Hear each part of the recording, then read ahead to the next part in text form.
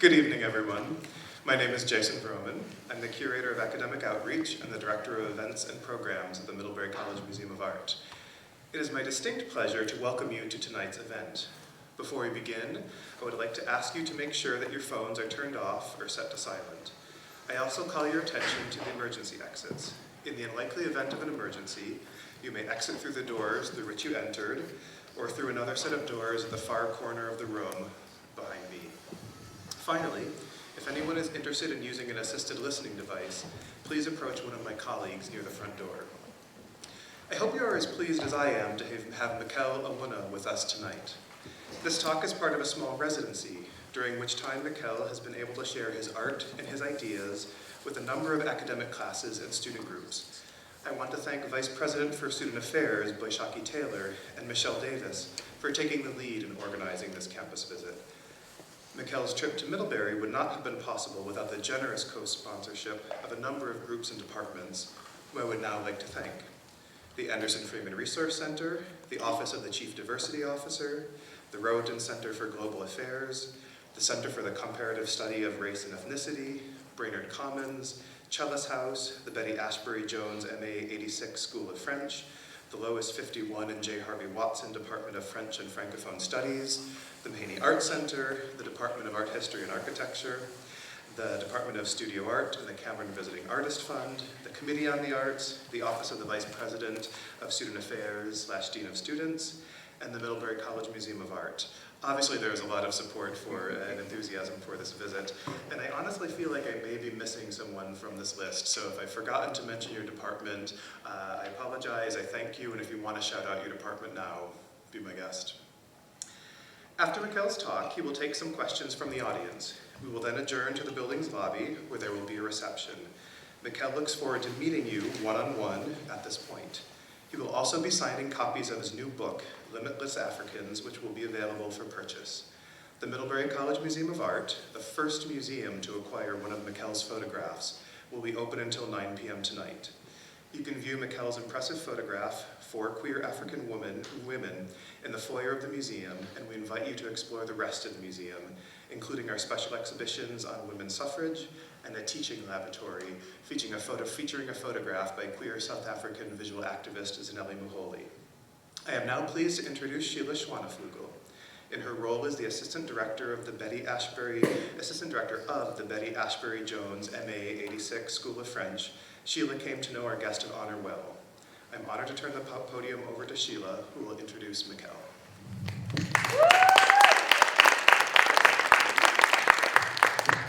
Good evening. I'm rapidly losing my voice, so hopefully I'll be able to get through this.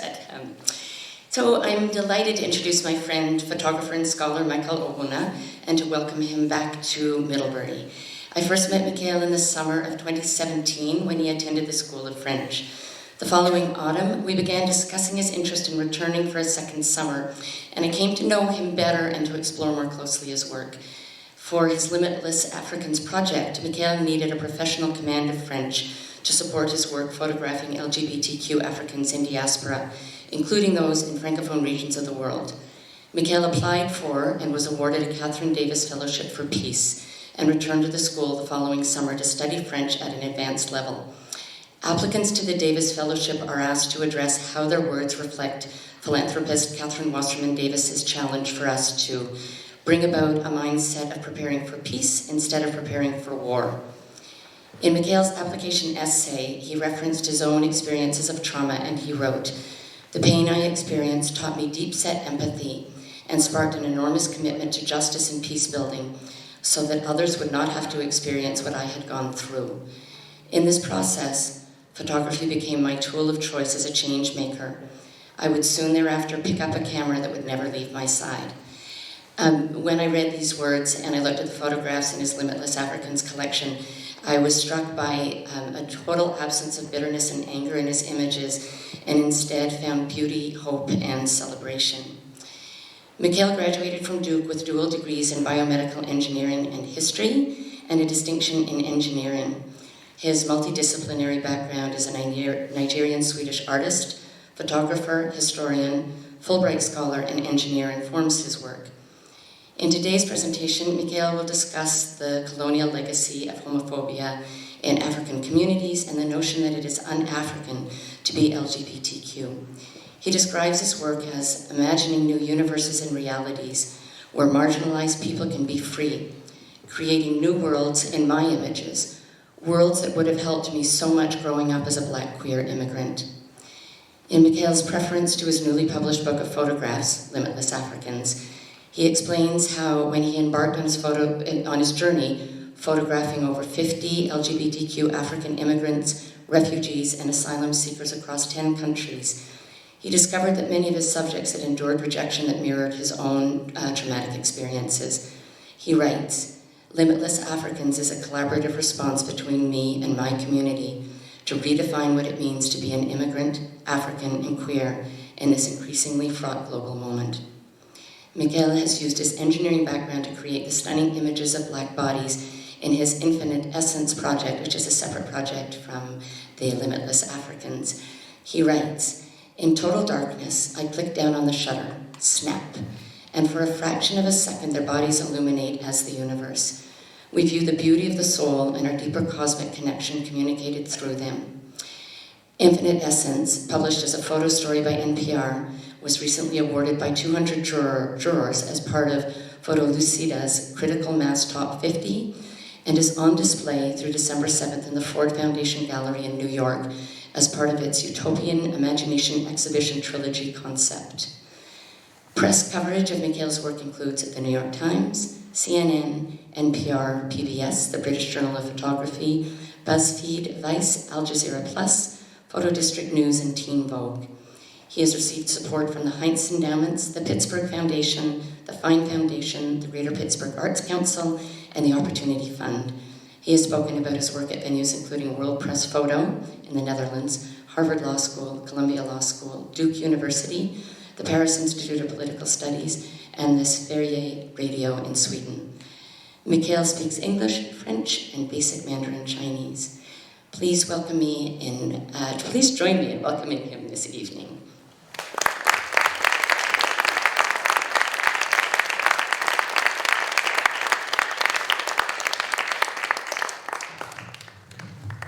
Can everyone hear me? Is this good? Is this good here? I am so grateful to everybody who came out tonight. I was looking at the weather and I was like, gosh, people are gonna come out to hear about LGBTQ African immigrants on a Thursday night? It's been very eye-opening and shocking, because when I began this work, there hadn't been a comprehensive project done about LGBTQ African immigrant narratives before. And when I kept looking for support and for people to turn to, I kept getting doors slamming in my face. People didn't care. And now to be here and to have all of you here, it's mind-blowing.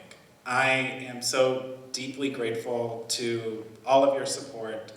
Thank you, Sheila, thank you, Jason, thank you to everybody, Baishaki, and everybody who helped organize this. I'm also thankful to all of the students who I've met with over the last few days, who donated your time and energy to learning about these narratives, because this is a very personal project. Being a queer Nigerian immigrant and hearing for so many years that it was un-African to be LGBTQ, that I couldn't exist in the same body, that queerness and African identities were not synonymous, they couldn't coexist. And now to be here is just such an honor. So I'm really grateful, and today we're going to talk about my new book that just came out last Friday. Oh, crazy. And I'm going to talk a little bit about my personal story, and then a little bit about what I've done over the last few years. I was hearing the introduction, I was like, dang, when did I do all that? I don't remember that. Talk a bit about my personal story, some of the things I've done, and then go into a discussion about pre-colonial African sexuality and gender. It was really healing for me to learn about the actual history of queer and trans African ancestors as a way to resolve my own trauma.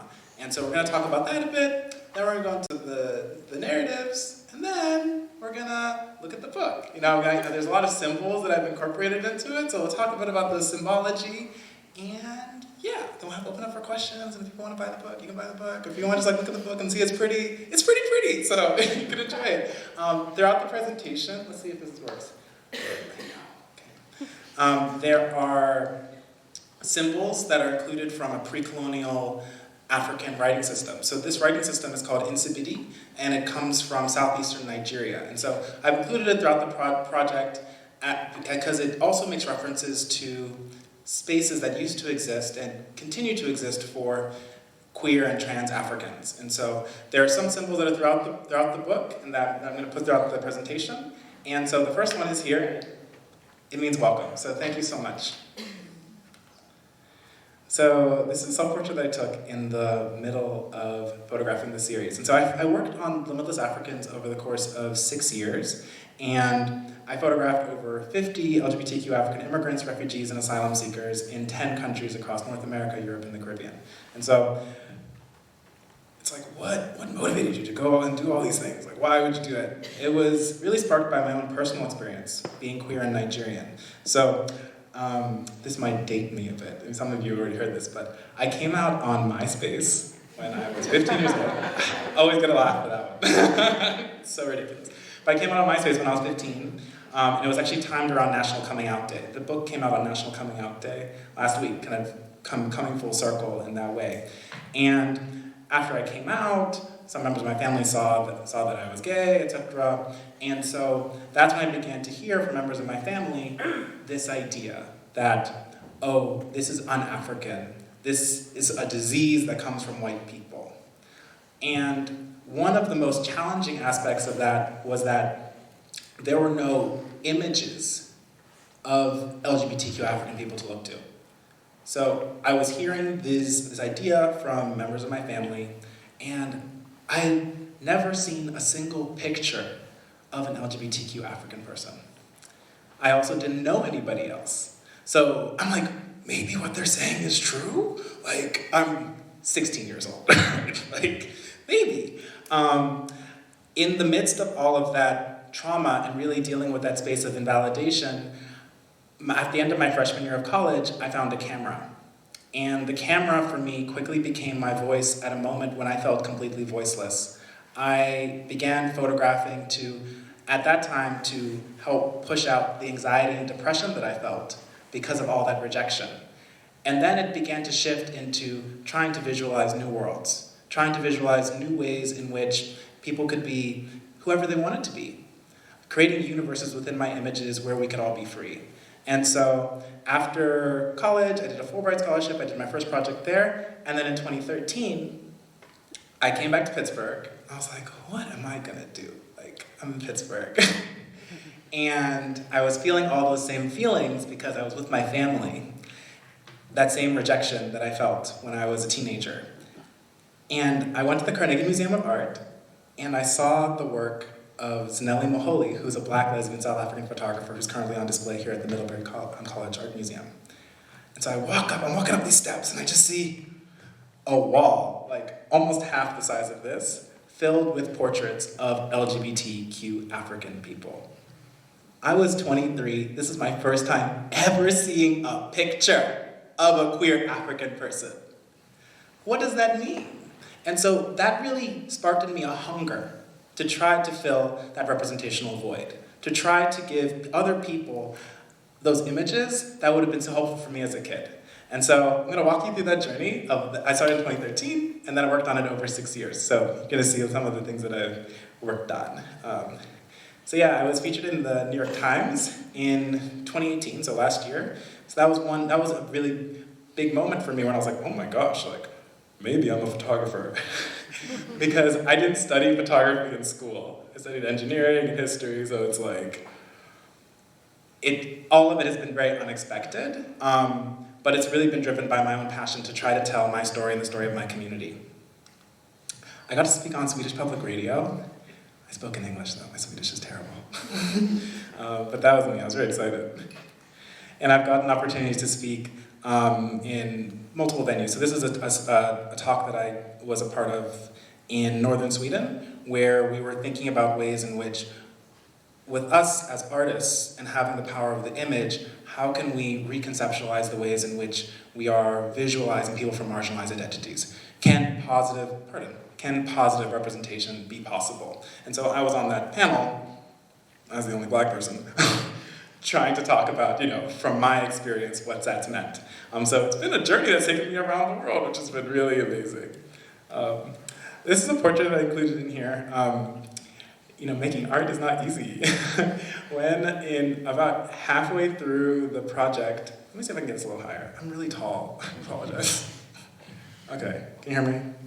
Okay, about halfway through the project in 2016, I felt like I was at the point of just giving up. Anytime I reached out in art spaces, etc., I kept hitting all of these walls, all of these obstacles. And after a really bad experience, I saw this sunset that was just stunning. And I did a series of self-portraits there. And when I finished the self-portraits, I told myself that I was going to keep going. That I was going to keep going because these stories were important for me as a human being. It wasn't just that, the art world, if you don't know, the art world is all about money and power and all this stuff. And it can be very corrupt. And I had to remember that it wasn't about that. It was about the power of the story to transform lives. And so going through that process, I wanted to include this here because it was a milestone, a big breakthrough for me in the midst of shooting the project. So yeah, over the course of 6 years, I made this project and then this book. So it was really fascinating because coming from my background, being queer and Nigerian, I didn't feel, and struggling with this idea that I could be both queer and African, not knowing how to be. I didn't know how. It was fascinating because from each individual that I worked with, I was trying to not only visualize how they fuse these two identities together, but I was trying to get a little answer for how I could do it too. So everyone has their own unique ways of finding themselves, finding peace in who they are. And so from each person, all these 50 people, I found 50 different answers for how they resolve these two identities in their singular body. And so I finally, at the end of making this work and making this book, I was able to pull these identities together for myself. And so part of that was also about exploring history. So y'all are gonna leave with some tidbits of queer African history. And this is the cover of the work. So we're gonna go into the book We're gonna go into the book symbology towards the end at the end of the presentation. But one of the symbols that I found in the course of my research that was really fascinating was the cover symbol. So it's what is that cover symbol? What does that mean? That symbol represents two women lying in bed together holding each other. And it comes from actually southeastern Nigeria, where my family is from. And so I'd been hearing from members of my family that there's no type of same-sex attraction, something comes from the West, But our own writing system says otherwise. Why are these stories, why is that history erased? And so that's why I really worked to make sure that the book's symbology, etc., reflected that. It also, as part of that project, in the process of doing the research and historical research on the work, I found this book called Boy Wives and Female Husbands. And it's all about African sexuality and gender. So when I opened the book, I saw this map. And it had all these names on it. I was like, what are all these names? What's this book? And what it was that these were all ethnic groups where they had documented evidence of differential sexuality and gender in a pre-colonial context. I was like, what? I was told there was no evidence, it didn't exist. I opened this book, and now there are 300 pages of evidence from a variety of ethnic groups across the continent. Mind-blowing, life-changing. And one of the pieces of research that I found was this identity called the Yandaudu. So the Yandaudu come from, it's a group in northern Nigeria, and the term means man who acts like a woman. This identity, the men dress in women's clothing, and they occupy a female role in society, typically sleep with men. It's like, oh, okay. That identity has existed there for centuries in an indigenous Muslim context. And it wasn't until the 20th century that they started to experience a lot of discrimination. So I always tell people, I'm like, what happened in Africa between the 1600s and the 20th century? I wonder. And so that helped me to start getting a little bit more of the answer about where this idea, these myths were coming from, because I was starting to see that within a pre-colonial indigenous context, there was evidence and proof that we have existed. One of the stories I love to tell. Does anybody know Queen Nzinga? Wow, amazing, okay, great. We can all learn something today. So Nzinga was a really powerful African female ruler in modern-day Angola. She ruled during the 1600s. And she led a 40-year guerrilla war against the Portuguese. Never was caught, just going around, just like boom, boom, boom. One of the most fascinating scenes in Nzinga's life is the Portuguese brought her in for negotiations, which you can see here in the 1657 contemporaneous woodcut drawing. And when they brought her in for negotiations, they said that she had to sit on the floor and not sit at eye level with them because she was black, African, and a woman. And Nzinga was like, girl, no. She called over 2 of her male servants and had them kneel down, and she sat on their backs, sit at eye level with the Portuguese. She wasn't taking no shit, I'm not gonna lie. So, and it's fascinating to hear Nzinga's story, of this powerful African female ruler who continued to fight against colonization. The thing that's left out of Nzinga's story is that her title in her language was Ngola, which means king. So Nzinga ruled as a king, dressed in all male clothing, with a harem of young men dressed as women who were her wives. It's like, okay, that's so much information. What's that mean? I can make rough historical analogies, but imagine an African butch queen with a harem of African drag queens leading a guerrilla war in the 1600s against the Portuguese. That's amazing! Why don't we know about this? This history has been progressively shifted and erased. Even within European drawings and representations of Nzinga, in the 1657 drawing, she was actually represented with more fidelity to her actual role in society. Much more masculine posture, much more masculine dress, etc. In this 1800 drawing, she looks much more feminine, much more this European royal, and she'd been now labeled a queen. And so the European accounts about Nzinga and the European visualizations of Nzinga had shifted.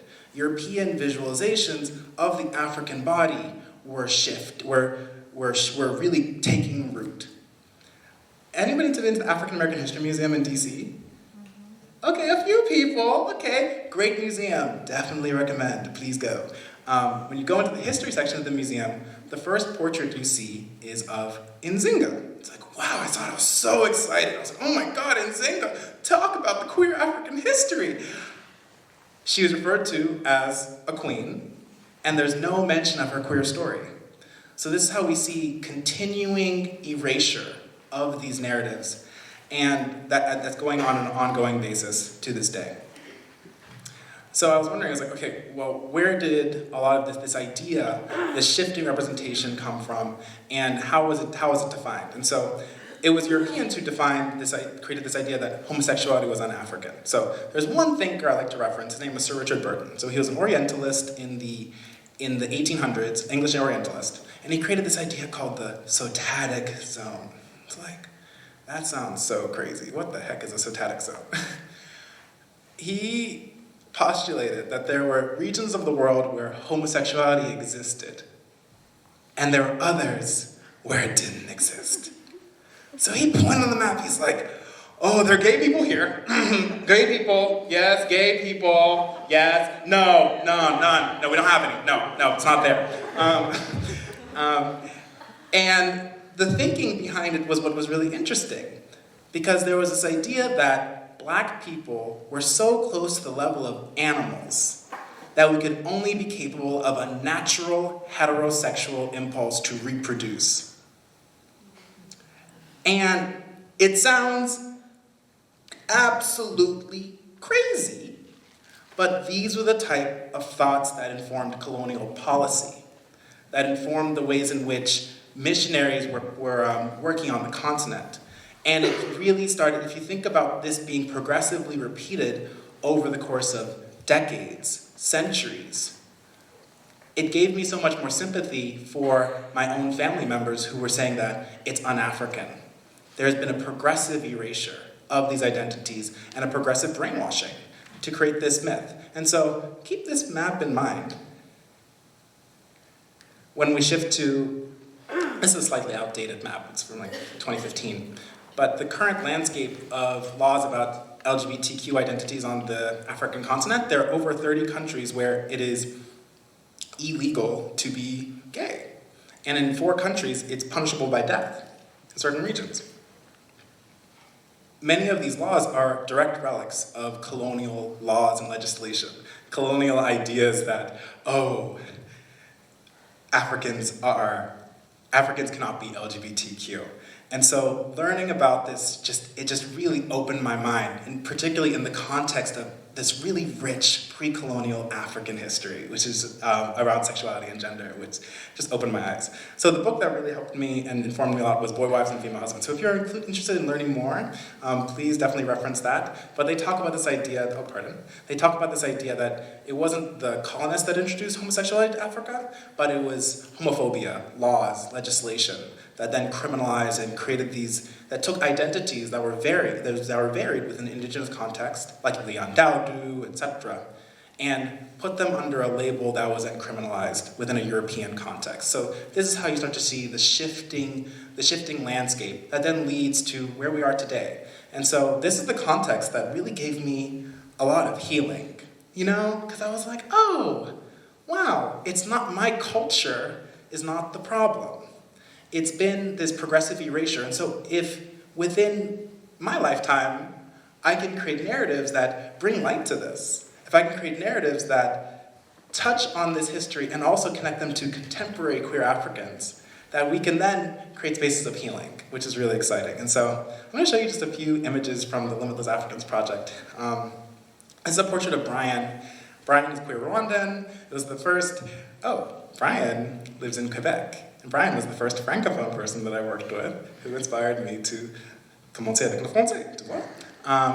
And so it was just, it was talking to Brian and interviewing everybody. Brian talked about this idea that African culture is not the problem. African cultures are really based in a spirit of openness and love.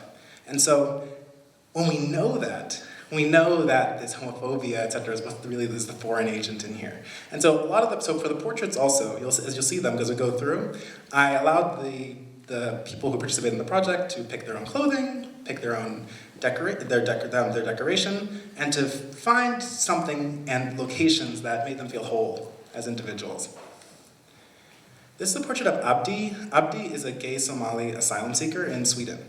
And so one thing that I learned about through this process was that there are many people who fled from African countries to the West, to Europe, or to North America due to their sexuality and to laws criminal laws, etc. Abdi had been reported by his brother to the authorities, and so he had to flee to Sweden. When he got to Sweden, he then had to try to prove his sexuality to the Swedish immigration authorities.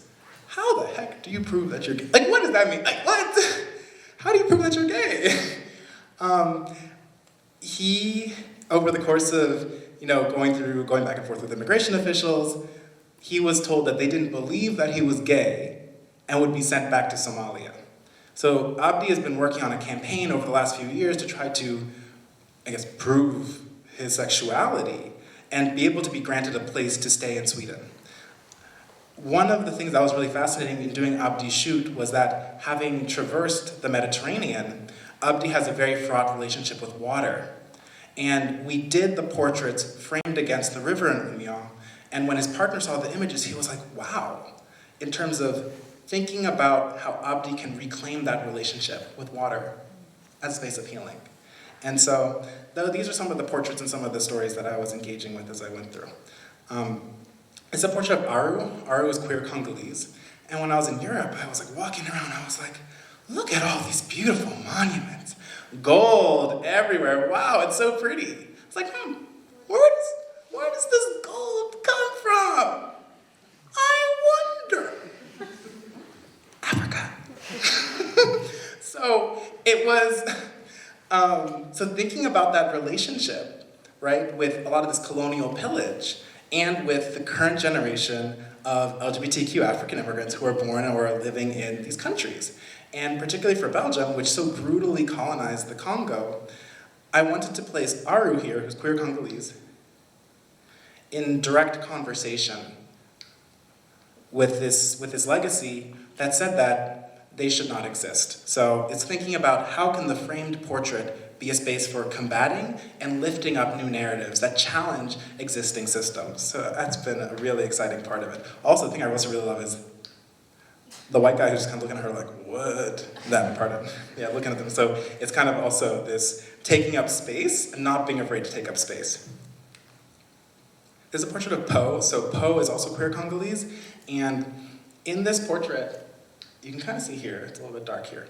That is the palace of King Leopold II. So King Leopold II was the first Belgian ruler of the Congo. He ruled it as his personal property, and over the course of his rule, he committed a genocide that killed millions of Congolese who for rubber. And so there are these horrific images of people dismembered, literally their arms, limbs cut off, or the arms and limbs of their own children cut off for not meeting rubber quotas. So there's this really brutal legacy that exists with Congolese people, with the Congolese body. And so Po is an activist. Po talks really passionately about this relationship between Belgium and the colonial regime. I wanted to place Po in conversation with King Leopold II's palace, and also in conversation with their mother, because their mother was in that generation that had been, after independence, with all the instability there, had immigrated to Belgium, the colonial power that had colonized them, and then had Po. But then also Po has a fraught relationship with their mother, has had a fraught relationship with their mother due to their sexuality. So there's this circular narrative between the colonial regimes, the generation that immigrated after independence, and then the current generation of LGBTQ Africans that live in Europe. One that I was really excited about in terms of healing was this idea that, are there queer African families? Are there people who have children who generate these households full of love, hope, and light? I met Toby in the UK, and Toby's queer Nigerian and has this beautiful daughter named Gabby. And so I was so excited to have an opportunity to work with people who were creating family units that really centered a value of love and possibility for queer Africans. And so what does that mean in terms of opening up new possibilities for the future? I like including this one because it shows a bit of my progression as a photographer. So this one was photographed in 2015, and this one in 2017. This one in 2015, that's when I first started actually photographing the work.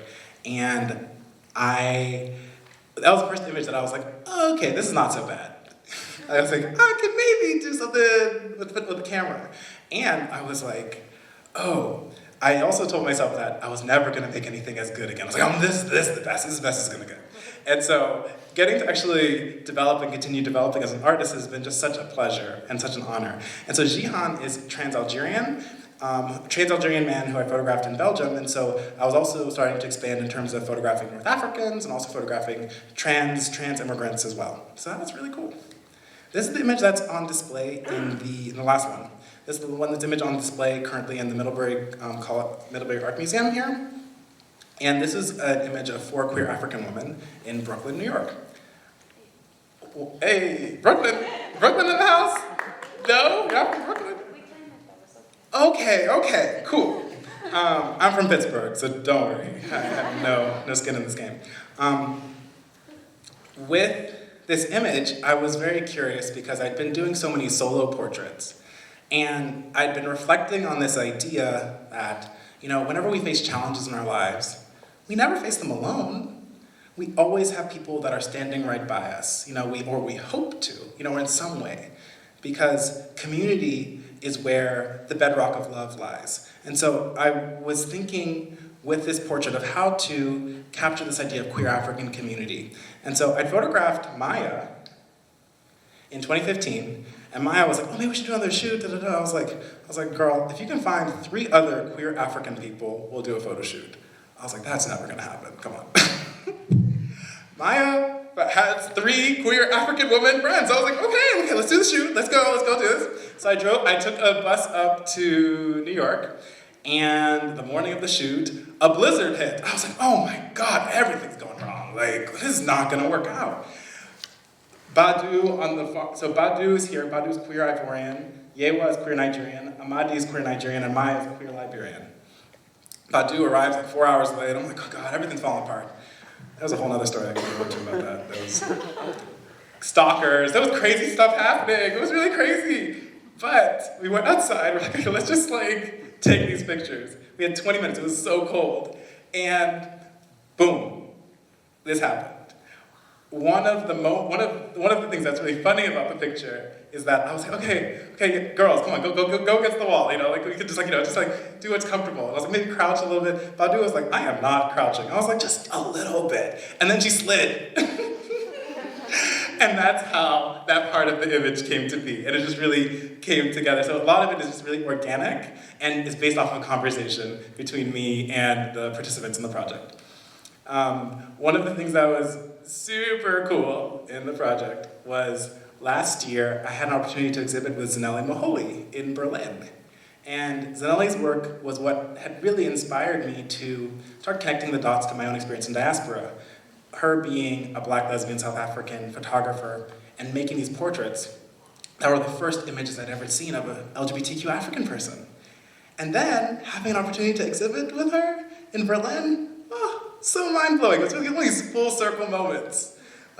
This moment is one of these full circle moments. So many things going on right now. But I just wanted to share that as something that I was really proud of for myself. So we're gonna go into book symbology. So this is the last section.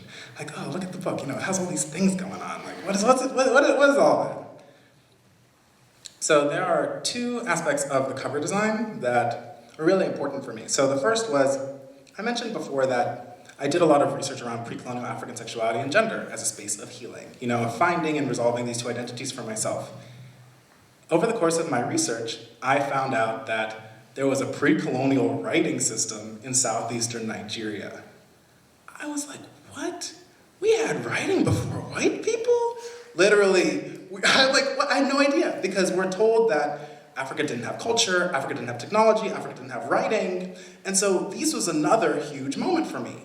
When I dug into the writing system, which is an ideographic script called NCBD, it's going to be written on the next slide, so if you want to write it down, you can write it down then. One of the symbols represented 2 women lying in bed together, holding each other. And it's like, wow, so within our own writing system, there was evidence and space that was opened up for people of, we now would probably term LGBTQ identities. The other aspect of the book design, it makes reference to patina, to oxidized bronze relics. One thing that I also learned was that in Igbo societies, in the 900s AD, we had some of the most advanced bronze metallurgy in the entire world. Wow. I'm Igbo. I had no idea until a year ago. And these bronzes were buried and lost, quote unquote, for centuries. They were buried and nobody saw them from the 900s AD up until the 1930s, when an Igbo farmer named Isaiah was just in his garden, digging a cistern, and he unearthed these incredible bronzes at this site called Igbo Ukwu. I wanted to think about this idea that a lot of our ideas around African identity, culture, sexuality, and gender have been buried for centuries. And now we're getting an opportunity to bring them back to the surface. So those are the two elements that go into the book design here. So the name of the writing script is Insibidi, so that's here. And the book is bilingual in French and English because there are over 100 million Francophone Africans, so I wanted to also give language access to them to be able to engage with these narratives. Oh, this is the history nerd in me, I love this stuff. I found these primary source documents that had hundreds of Insibidi symbols. So these were just some of the samples of the ideographic script that we had that I pulled into aspects of the book design. A really, really tiny detail in the cover is that as I learned a lot about these ideographic scripts from these journals from the Royal Anthropological Institute of Great Britain and Ireland, I wanted the font to mimic and reflect a little bit that font that was used on these documents that helped me to reclaim a huge part of my identity.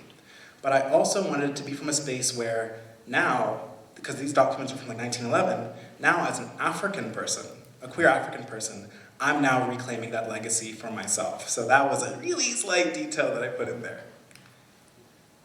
These are some of the bronzes, so I just wanted to give that so you can see some of the bronzes from Ibo-Uku and the amazing design and technique that went into them. This is not from Ibo-Uku, but I wanted to show this to show the difference between bronze that's unoxidized and bronze after being oxidized.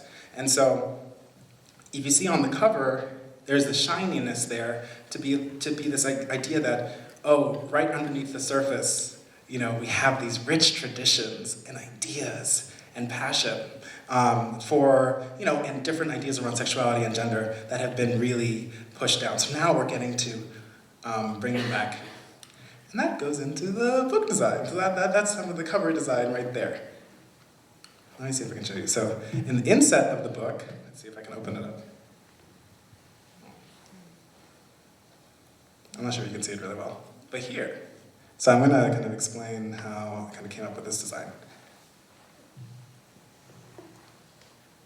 So this textile fabric, it mimics Ukara cloth. Ukara cloth is a specific fabric that's used in Igbo societies, specifically Aro communities. So Aro communities, my father comes from the Aro community in the Aro lineage. So it was a way of me really honoring my paternal lineage. And also it's specific to the Epe leopards, a secret leopard society. In the textiles, they have Insibidi symbols and different religious elements there. I wanted to reinterpret Ukara cloth, which is this traditional fabric, from a queer African perspective. And so you have the symbol for two women in bed lying together. This is the symbol for welcome. And this is the symbol for the sun. And the sun is a goddess in Igbo cosmology, so it's the symbol for the goddess that connects all of us to something far greater and deeper than what's visible on the surface. So those are the three symbol elements, that kind of a queer African reinterpreting of the Ukara tradition. So you can see here, so these are some of the two other symbol elements. The sun symbol I specifically pulled from a reference photo from an Igbo village. And so they're trying to actually make direct reference to the traditions from my community. One of the other cool details of the book is that it's divided into 4 chapters. These 4 chapters represent the 4 days of the Igbo week. So rather than having 7 days of the week, we had 4 days of the week. And these 4 days of the week represented also the 4 divisions of the universe in terms of space and time. So north, south, east, and west. Fascinating. So what I did was, based off of the date on which I did each photo shoot, I correlated them to the Igbo calendar, because I wanted to place queer Africans within an African cosmological and spiritual framework, and also trace my own journey going across the world, going through space and time, and finding my own identity as a queer Igbo photographer. So these are the days of the week. Eke, Ori, Afo, Nkwo. And at the end of the book, I emerge. This is the portrait that happens at the end, as I emerge out of that journey into finding myself. these are the credits for the book. And one thing I was really proud of, I'm not sure if it's going to show up on here. You can't really see it, but I co-photo edited it, I co-text edited, I co-designed it, and I co-French text edited. Like, oh my God. Like, and particularly for the French, it was really important because French is such a gendered language to try to work to make it as gender neutral as possible. And so, for example, for a lot of queer people, in French there's il, elle, and now there's a pronoun iel, which combines the two for gender queer people. And then there's ways to make all the aspects of the language gender neutral. It's very, very time consuming. But worked on it as best as possible. So that is the design. And yeah, it's such a pleasure to be here. These are some of the different elements that go into the book, and I am open to taking any questions. Thank you so much.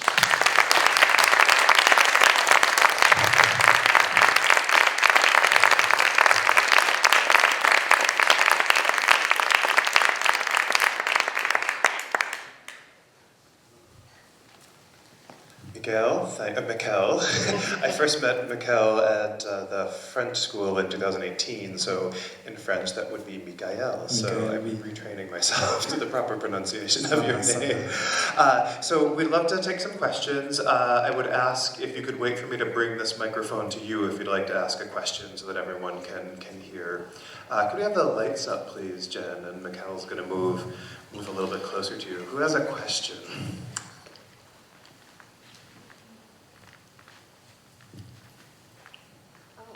Yes, I thought I saw your hand up.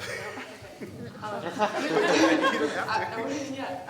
don't know if I have any questions, but I just really want to thank you for your research and your presentation and your book.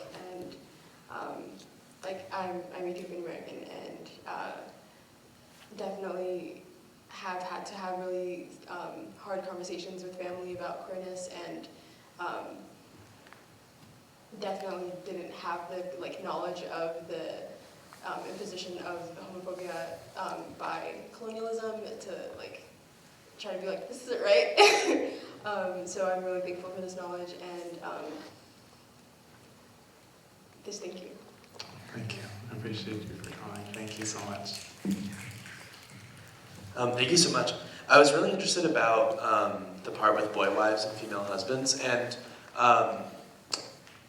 I'm a gender studies major, and we talk about how in a lot of different areas of the world there are systems, either through indigenous peoples or that still exist now, where there's more than two sexes or two genders. And I was curious if in your research you found any pre-colonial societies that had different frameworks for gender and sex systems that were then changed through colonialism. Yeah, so in Boy Wives and Female Husbands is a really great resource because there are so many examples that are referenced in there. One of the ones that was referenced in the presentation also was this, the Yandaudu identity from northern Nigeria, which were men who dressed as women and occupied more or less female, quote-unquote, female roles in society. That's just one example of many.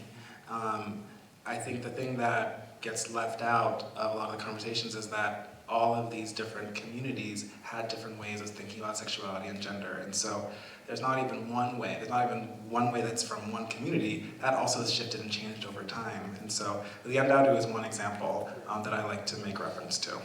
Yeah. And yeah, definitely check out the book. It's a really great book and an amazing resource. There's many, because also it's interesting because in a lot of indigenous and African societies, there was this idea that people who occupied both feminine and masculine energies had more spiritual abilities.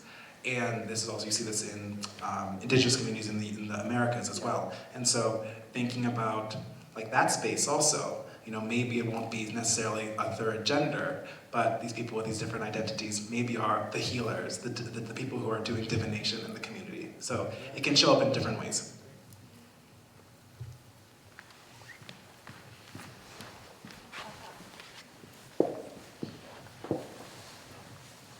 I was just sort of wondering about what your process was for finding your models and really sort of getting to know these people beyond just simply being we have this shared sort of, not history, but a shared space that we want to fill and create for ourselves. Yeah, it's a great question because it's not like you're walking down the street and there's just queer African people all over the place. That doesn't happen, right? So at the beginning, because I didn't really know any people, I reached out a lot online. So I did a lot of, Tumblr, because Tumblr was more popular than Facebook, Twitter. I was like, is anybody out there? Anybody? And I was amazed that dozens of people reached out to me. And I think it shows that there was this hunger to see mirrors of ourselves that had never been created before. And so doing that process, I did pre-screening interviews over the course of 6 months with about, I think it was like 40 people. And I wanted to just see what were some of the common threads between these narratives. And that's how I came to seeing again and again this idea that it was un-African. And that's what kind of formed the bedrock of the project. And then when I actually went into shooting and doing the photography, I really specifically I would try to really explain the risks of being in the work, and then I would travel to where the people were to also give additional sense of comfort, let them choose their clothing. We would in a collaborative manner choose the locations, and so those are the different elements. It was usually done over like 2 days. The first day we would just kind of hang out. It was like getting comfortable with one another, and then the second day we would do the photo shoot.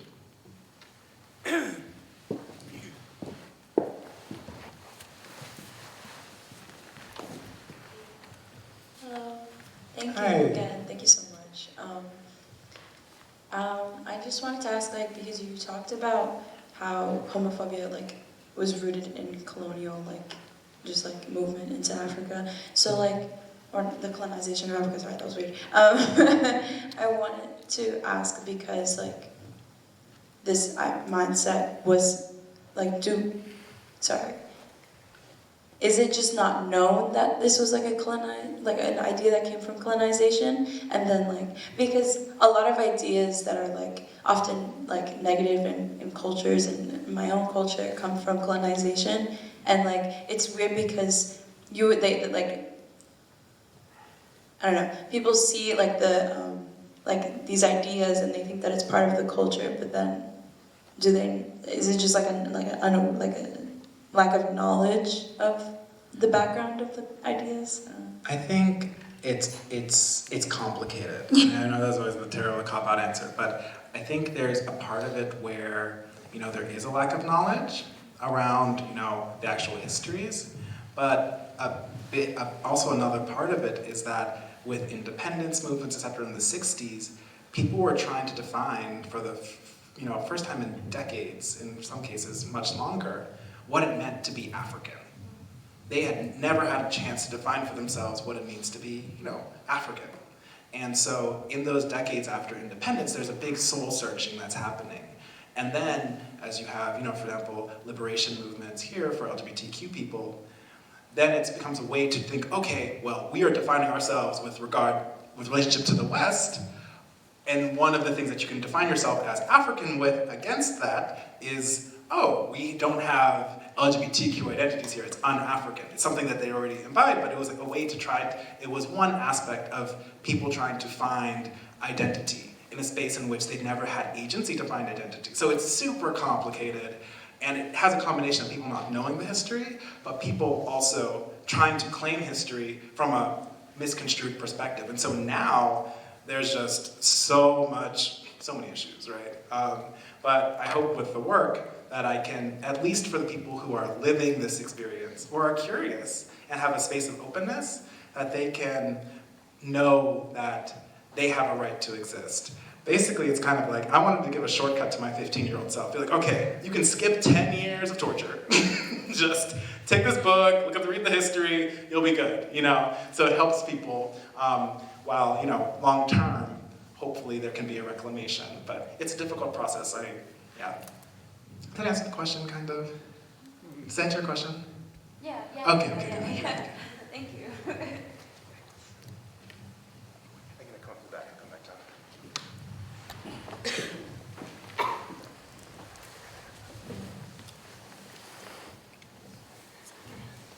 Thank you for your talk. I had a question about the locations or where the people were from. Was it intentional that you didn't have photo shoot in African continent? or is it more accidental when you reach out to people? Yeah, so there was a combination for me there, because first of it was I was thinking about my own personal safety, but then I was also thinking about the safety of the people who participate in the project. There have been people who have done quote-unquote well-meaning projects about LGBTQ identities in Africa, primarily by like white photographers and white videographers that go and do documentaries or trying to raise awareness, la la la. And after the documentary comes out, the people's lives are destroyed. Like, they have to flee the country, flee for their safety. And so if I were to do something in the African context where, you know, you saw the map that showed the status of like laws, etc., I would want to do it in a way that was really inherently collaborative and gave people space to, you know, I want to do it in a way that they would be safe also. And so I try really hard with my work as much as possible to try to make sure that everybody is safe, everybody's comfortable, and I didn't feel necessarily comfortable doing that. And also for me, I also am very cognizant of the fact that I have an American passport, I have privilege. If I did a project there, I could just leave. But it also shows that I know that there's a difference between my experience in diaspora and the experience on the continent. And I can't, even though I am a queer African immigrant, I can't presume to fully understand the experience of a queer African living currently on the continent. And so I wanted to touch on my experience in as much of a way as possible, because that was what I was familiar with. And I want to make sure that my work is sensitive. So, because I know my personal experience, I knew that I would have, you know, a bit more of a sense there. Yeah, that's a bit of the process that went behind that.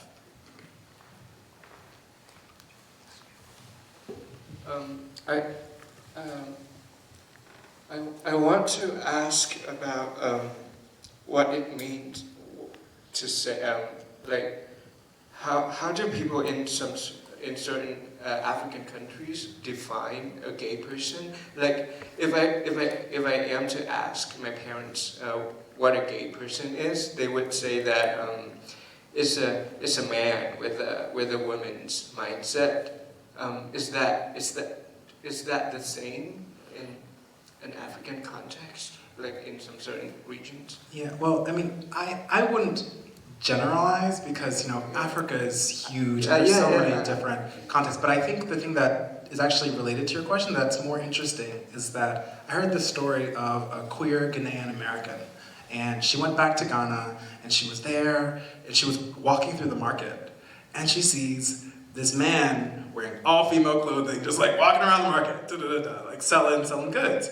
And she's there running after him, like staring at him, like, oh my God, what is this? This man in woman's clothing, like someone's in drag, walking around. Nobody else is bothered. Everybody else is chilling. Everybody's hanging out, nobody cares. So she goes to her coworkers and she tells them this story. She's like, oh my God, I saw this guy, They're like, oh yeah. That's insert word in the local language. And she's like, oh, but, you know, is he a homosexual? They're like, oh, no. You know? And I think that shows in a much more interesting way that the Western label is what has been demonized and what is understood as being something that's un-African, etc. But when they conceptualize it within an indigenous framework, in an indigenous linguistic framework, they were like, of course, he's like hanging out, he's just, you know, he's this word. But when you use the word homosexual, the reaction was totally different.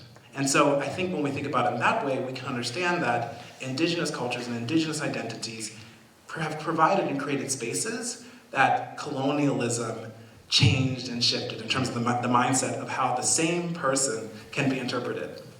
I hope that helps answer. Thank you.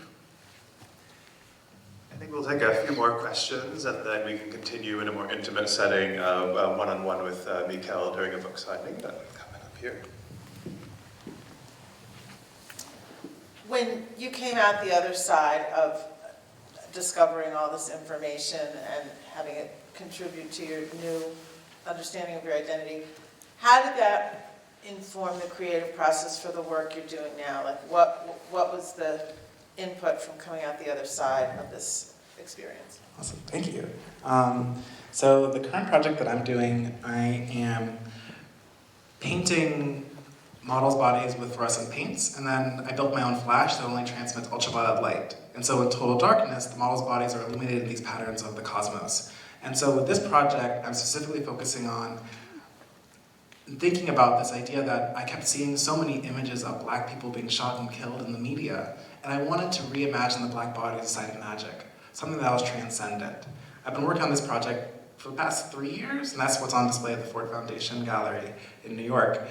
And over the course of the Limitless Africans project, I really began to understand that framed portraiture was a space where I could create and imagine new universes on the physical plane for people from marginalized identities. Universes where I could be free, where they could be free, where they could be full and complete individuals. And understanding the framed portrait then gave me the tools to, with my new series, Infinite Essence, to then create images that then transcend the physical plane onto the spiritual plane. And so with this one, with the paints, it's kind of trying to examine the soul and to understand that despite all of these limits in society, we are infinite. So yeah, that's how it was informed. Thank you. Yes.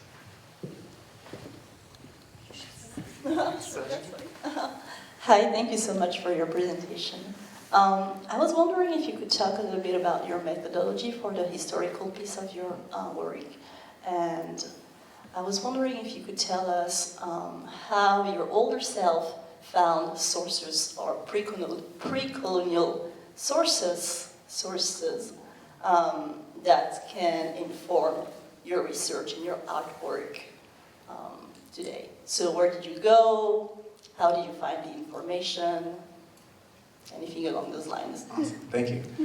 When I began the project, I knew one queer Nigerian woman who lives in Nigeria. And she had done a lot of history. I'd seen her write about the history of China and Africa from like a centuries old perspective. I'd seen her write a little bit of something about queer identities. So I just messaged her and I said, do you have any resources? Like, I don't know where to start. And she sent me 6 PDFs through JSTOR, which were an amazing start. And so if people are curious about, resources and stuff around it, I can share PDFs. I have a folder that I created for that to be a resource for people. So I started through the resources that she had sent me, and from there, as I was reading, I started just looking into additional sources that were linked or referenced in it, and that's how I found Boy Wives and Female Husbands. She'd also referenced it, but actually finding and buying that book was really life-changing. So it started with actually me just coming from a space of curiosity and then asking questions, and then the Igbo history side. As I began doing the work, I wanted to, how do I say this? There's so much pain, right? But I wanted to understand that I wanted to see if Igbo culture had a space for me. So I was almost chasing after the affirmation. I was learning so much about Igbo history and culture. And then when I found that symbol, it was like a light went off. And so I found resources on Igbo history through this site called upuru.tumblr.com. And through that, I got reference. So it was kind of just curiosity that kept me along that path. Yeah. Please join me in thanking Mikael for his talk. Thank you so much.